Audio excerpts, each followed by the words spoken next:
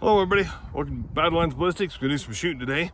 I got a gun I'm super excited about. I've never owned one of these guns before, and I've always liked them and I always thought they were pretty neat, but it's a Ruger Redhawk. And so this is a 5.5 inch barrel version, blued steel. This is an older one. I know this gun was purchased used about 30 years ago. So it's an older one. I haven't looked up the serial number on it. Tell you exactly what it is. Oh, it's a 502 series, so I think that was made in the early 80s. You guys leave some comments if you know for sure, but it's a 502 prefix on the serial number. Pretty sure that's that mid 80s time frame. But I owned, in the early mid 90s, I owned a Ruger Super Redhawk in a 7.5 inch barrel. That's probably the strongest double action platform revolver there is in the world, is that Super Redhawk, with this being a close second.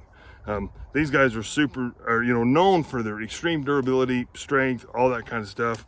You know, I got huge hands. The gun fits me pretty good. I have never shot this gun before. So when I got it, it had a broken rear sight, and these guys are not super easy to change. I mean, you certainly can do it, and I did it on this one. So I need to check the zero on it. I have no clue where that's at. So we're going to shoot it today with some of my tried and true hand loads. So these are 240 grain. This is the original Keith bullet. This came out of a Lyman 429, 421 bullet mold. This is an older casting. I'm powder coating everything now. So these, I've casted these many years ago. Drop it on the ground. But they work. Every Ruger, or every 44 mag I own shoots these well. So we're gonna try these today and see where they're at. This is going about 900 feet, maybe a little bit more, 920, 930, somewhere in that range. I'm using universal powder. The beauty of the 44s is everything just works. I've used red dot, I've used tight group. These loads right now are universal. Of course, the old original unique loads, HS6 works, blue dot works. If you want to do the hotter stuff, the H110, 296. I'm just a huge fan of 44 mag. So anyway, we're gonna shoot 3 shots of this on paper. Hopefully that we're on paper. I've kind of got that rear sight centered the best I can. I'm sure it's gonna need some adjustment. That's what we're gonna do today.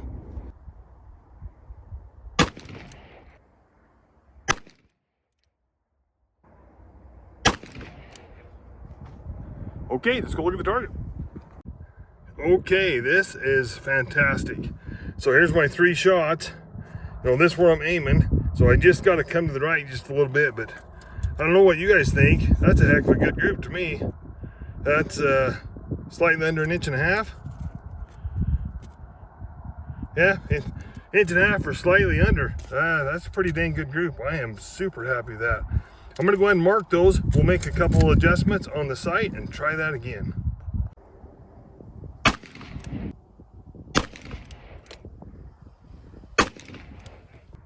Okay, let's go have a look. Well, I went the wrong way. So here's my first 3. There's one, and I think there's one, and there's one. So the grouping is good. I went 3 clicks, which would be about right. I just went the wrong way. Let's go move it again. You guys have never done that, have you?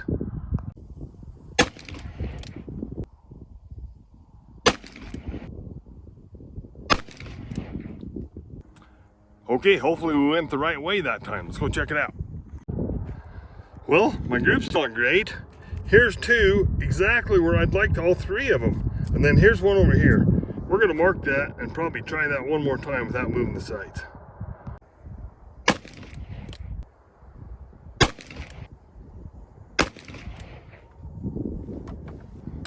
Okay, let's go check it out.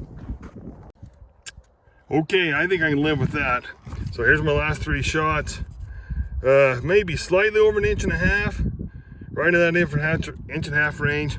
You know, I maybe could raise that up 1 click. I mean, I'm aiming right there. That is pretty doggone close to where I'm hitting. So I am happy with that.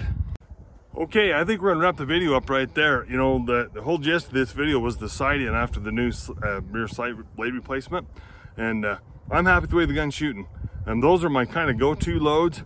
Man, I would feel very confident to go to the mountains or anywhere with that gun and feel confident I can hit what I'm shooting or what I'm pointing at. I mean, I had 5 of the last 6 shots. I had that one little bit of a flyer, but they were all right there. You know, my point of impact on that one happened to be just a little bit lower for whatever reason, but still, you know, if you, whatever. I mean, you guys heard me talk about the badger encounter I had a couple years ago. I had a badger almost come at me. I mean, and it was 15, 20 yards. I had my Ruger Blackhawk with a 45 ACP cylinder in it, and of course took care of business. But a scenario like that, I'd feel 100% confident of this gun to go do whatever job I needed. So we'll do another video here with what I'm gonna call my deer hunt loads.